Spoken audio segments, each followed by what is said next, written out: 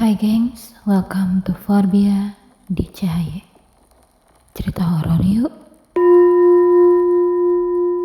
Hai Bias, how are you guys? Semoga semuanya tetap sehat dan dalam lindungan Tuhan ya. Teman-teman, kemarin kan aku sempat share ke kalian bagaimana aku punya ini nih, wireless microphone itu rusak karena nggak sengaja kebanting. Dan ini aku udah dapat gantinya. Dan ini no endorse, harganya affordable. Terus aku dapetnya dua. Aku tutupin aja brandnya ya, biar tidak menimbulkan kesuzonan atau apapun itu. Tuh lucu, dalamnya tuh orange. Oh my god. Aku aja kayak demen banget ngeliatnya, lucu banget ya. Terus ini ada dapat dua tuh. Aku sempat mikir apa pakainya harus dua gini atau gimana ya? Aku gak paham sih. Tapi satu aja udah cukup. Jadi aku gak usah greedy pakai dua kali ya. Aku mau ngasih tau kalian. Ini ada ininya.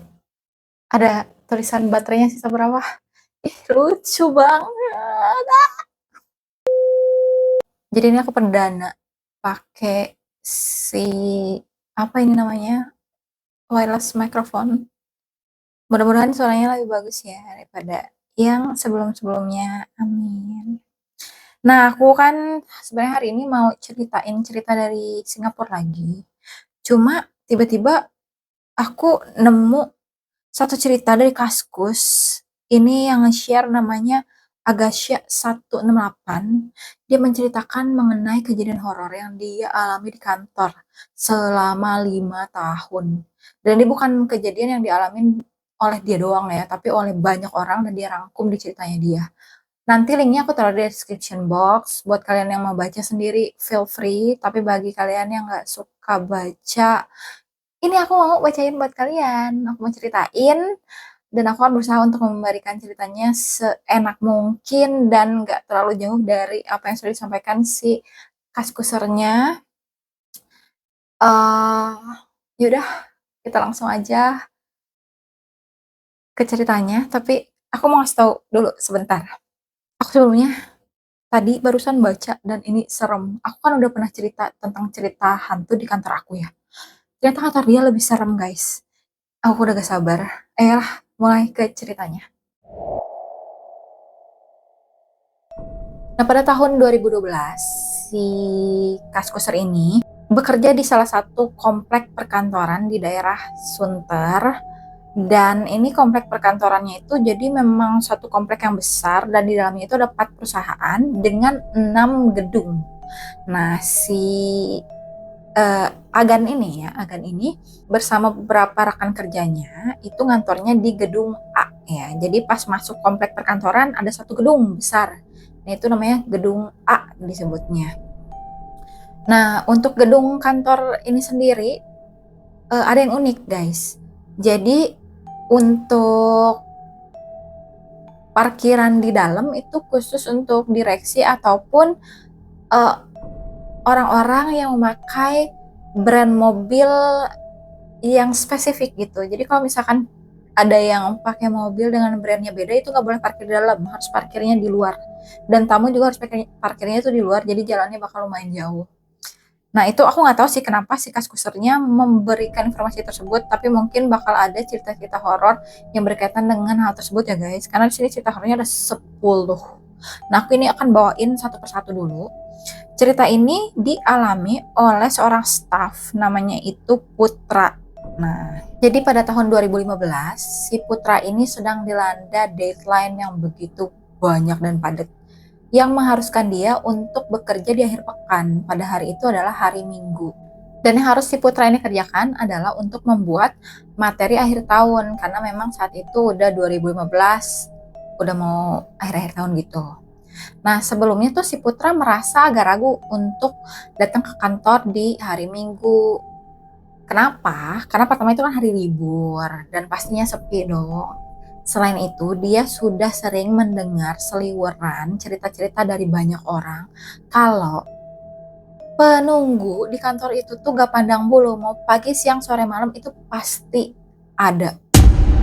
Cuma ya apa boleh buat ya, namanya juga budak korporat, jadi mau gak mau dikasih tugas harus kerjain karena gak ada uang itu lebih menakutkan daripada bertemu dengan mereka. Canda. Nah, si Putra ini kan rumahnya itu dekat sama kantor. Jadi dia waktu itu rumahnya di sekitaran daerah Kelapa Gading lah ya, which is deket lah kalau ke Sunter. Jadi dia sempat mikir, ya udah deh ke kantornya agak siangan. Cuman nih si Putra lucu nih, agak siangannya dia itu jam 9 pagi. Menurut aku itu udah pagi sih. Menurut aku pagi gitu, nggak kesiangan. Ya nggak tahu ya. Nah, si Putra ini kantornya ada di gedung A, lantai 2. Jadi, pas di lantai 2 itu dibagi lagi menjadi 2 sisi, ada sayap kiri dan sayap kanan. Untuk sayap kiri itu dikhususkan bagi direksi, sedangkan sayap kanan itu dikhususkan bagi staff dan eksekutif level atas lah sampai ke manajerial kali ya. Karena waktu itu si Putra ini masih staff ya, jadi dia pas naik ke lantai 2 ya tentu aja dia ke kanan. Cuma jangan salah gengs, meskipun kantor staff, di sini kantor staffnya lumayan luas ya. Jadi dalam ruangan itu tuh ada 6 baris cubicle, kantor cubicle. Dengan sisi-sisinya ini ada kantor manajer. Namun sekatnya bukan dari gipsum, tapi dari kaca. Sehingga si manajer bisa melihat staffnya ya, sama si staffnya juga bisa melihat si manajernya gitu. Dan si kantor cubicle-nya juga nggak terlalu tinggi, jadi mejanya yang seleher gitu, jadi masih bisa lihat ke sekelilingnya lah. Nah, di remind lagi ya, hari ini tuh hari Minggu dan karyawan yang masuk itu cuma si Putra aja. Sampai ke security juga sebenarnya nggak ada di situ. Security-nya lebih fokus jaga di depan gedung dibanding di dalam gedung tersebut. Jadi pas si Putra nyampe di ruangan staff itu ya cuma dia sendirian doang kan yang kerja. Nah, tempat duduknya si Putra ini jadi agak masuk ke dalam. Nah, jadi pas masuk sayap kanan, dia nggak langsung tempat duduknya, jadi harus masuk lagi gitu, baru yaitu tempat duduknya dia gitu. Nah, seperti biasa, kalau buat nambah semangatnya dia ya, biar makin semangat kerja, dia itu setel lagu kenceng-kenceng guys, biar nggak terlalu sepi-sepi amat dan biar menambah nuansa semangatnya, jadi dia happy gitu mau kerjain kerjaannya dia itu. Pas dia lagi fokus bekerja nih, bikin presentasi materi untuk materi akhir tahunnya itu, dia kok ngerasa seperti ada yang memperhatikan dia di sudut matanya gitu guys, kayak di sebelah-sebelah sini tuh kayak ada yang merhatiin gitu, tapi dia nggak gitu yakin. Sebenarnya instingnya dia bilang jangan Malik, jangan Malik, jangan Malik. Tapi namanya juga orang penasaran ya, dia Malik. Dan gak ada apa-apa tentunya gitu. Oh mungkin perasaan gua doang. Akhirnya Putra pun memutuskan untuk kembali mengerjakan pekerjaannya, ya kembali ke laptop dia lah. Hanya saja gak lama kemudian tiba-tiba terdengar suara gubrak. Seperti suara opener jatuh. Akhirnya dia mencoba mengecek dan balik lagi guys ke sumber suara. Dia balik ke belakang dan sumbernya itu berasal dari ruang manajer. Jadi di belakangnya dia tuh ada berjejer ruangan manajer ya. Jadi ada ruangan manajer pemasaran dan lain-lain lah. Pas dia cek, oh iya bener ada opener jatuh. Cuma kenapa itu opener bisa jatuh? Tentunya kita semua nggak tahu. Menggubris hal tersebut, Putra pun berusaha untuk kembali ke laptop lagi dan fokus untuk menyelesaikan pekerjaannya. Tetapi tiba-tiba dia mendengar suara cekikikan anak kecil yang berasal dari ruang manajer. Sebenarnya dalam hati Putra dia tuh penasaran banget dengan apa yang dia dengar karena suaranya tuh sayu-sayu. Apakah benar dia mendengar suara cekikikan? Apa enggak? Dia tuh pengen banget noleh ke ruang manajer pemasaran, tapi dia takut gitu loh. Akhirnya karena nggak kebendung rasa penasarannya, dia pun balik guys ke ruang manajer pemasaran. Jadi ruang manajer ini kan ada kursi yang lebih besar lah ya, sama pokoknya beda lah sama kursi staff gitu. Nah pas dia balik, di belakang kursi itu seolah-olah ada kayak sepotong wajah gitu ngeliat dari balik kursi, terus set, gitu. nunduk lagi. Itu benar-benar cuma sekelebat doang kelihatannya. Sebenarnya di sini si Putra tuh takut banget, tapi apa boleh buat, dia kan punya deadline. Dia pun akhirnya balik lagi, berusaha kerjain kerjaannya lagi dan gedein musik supaya rasa takutnya itu hilang.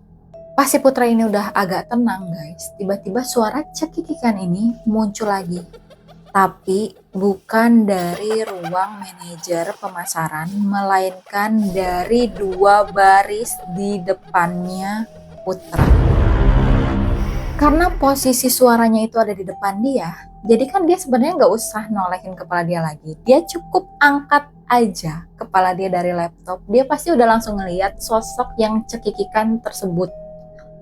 Akhirnya dia pun pelan-pelan menaikkan kepalanya dan dia melihat satu sosok anak kecil sedang dalam posisi kayak ciluk begitu menatap dia sambil cekikikan.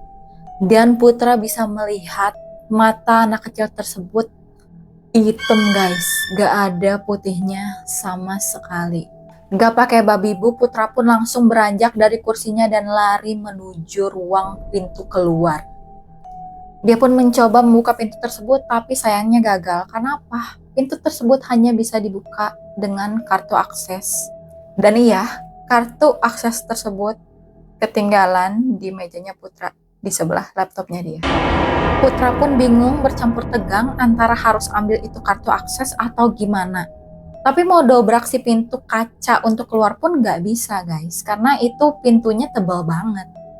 Gak mungkin dia bisa keluar tanpa si kartu akses. Akhirnya masa bodoh, dia lari ke mejanya dia, yang pada saat itu sosok anak kecilnya udah gak ada ya. Dia lari ke mejanya dia ambil itu kartu akses, dia balik badan dan hendak berlari ke pintu, tapi apa?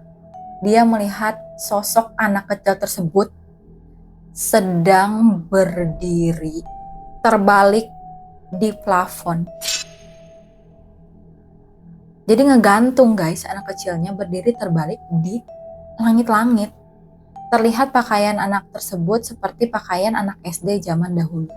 Pokoknya masa bodoh dengan apa yang terjadi, intinya dia lari aja, langsung tap kartunya ke pintu itu, dan dia langsung turun ke bawah, dia lari ke pos security. Sesampainya di pos security, security pun nanya dong, kenapa Mas Putra kok lari-lari di dalam? Akhirnya Putra pun menceritakan seluruh kejadiannya ke security tersebut. Dan tahu apa yang security itu bicarakan kepada Putra? Udah biasa yang kayak gitu Mas Putra di sini. Kalau hari memang lagi sepi nih, setiap pagi sampai sore, memang si security ini suka ngeliat ada anak kecil yang melambai-lambaikan tangan di lantai 2 di si ruangan manajer yang berhadapan dengan si kantor pos security yang di bawah itu. Jadi sering melambai-lambaikan tangan. Tapi kalau udah sore ke atas, katanya si sosok hantu ini yang anak kecil udah hilang tuh. Malah kadang-kadang nih si security ini pernah ngalamin si teleponnya itu sering extensionnya tuh sering nyala, yang memang extensionnya dari si ruang manajer yang si Putra lihat. Jadi telepon ke bawah cuman buat cekikikan, jadi tiap diangkat tuh cekikikan doang, nggak ada suara apa-apa. Kaget dengan pernyataan si security, si Putra pun bilang, Pak tolong dong anterin saya ke atas, anterin saya ambil laptop saya dan barang-barang saya, karena saya mending pulang aja deh hari ini. Tapi di sini si security-nya nolak guys, karena dia pun takut. Dia bilang gini ke si Putra, Mas Putra pulang aja deh. Nanti saya ongkosin. Ntar sore Mas Putra balik lagi ke sini buat ambil barang-barangnya Mas Putra. Nanti laptop dan lain-lainnya akan dibawain oleh petugas bersih-bersih yang memang ganti shift. Akhirnya si Putra pun setuju ya, maksudnya setuju dengan saran dari security tersebut. Dia pun pulang ke rumah dan sorenya dia balik lagi untuk ambil barang-barangnya. Dari pelajaran ini Putra pun akhirnya berpikir ya, gak akan dia pergi ngantor cuma sendirian, karena itu pengalaman yang benar-benar bikin dia shock banget. Sosok hantunya yang begitu vivid, yang begitu jelas, dan ini kayak wah banget gitu loh. Dia tuh paling takut sama hantu yang jenisnya anak kecil sama nenek-nenek. Jadi pas ketemu tuh langsung oh tidak gitu. So itu cerita dari Putra. Sebenarnya masih ada cerita yang lainnya, cuman aku akan ceritakan di lain kesempatan. Ini baru satu cerita aja udah serem banget ya, apalagi cerita-cerita lainnya. Jadi aku penasaran juga sih guys. Aku tadinya mau kayak nge-react gitu sambil baca, cuman menurut aku akan lebih oke kalau aku baca duluan. Jadi aku ceritain ke kalian tuh kayak udah beralur gitu loh. Buat kalian yang punya cerita horor lainnya mau aku ceritain, silahkan email ke sini. Terus, video dari aku untuk hari ini begitu aja. If you like this video, please like. Kalau misalkan ada eh, dan jangan lupa subscribe aku supaya kalian gak ketinggalan notifikasi video baru dari aku. Thank you ya semua, bye-bye.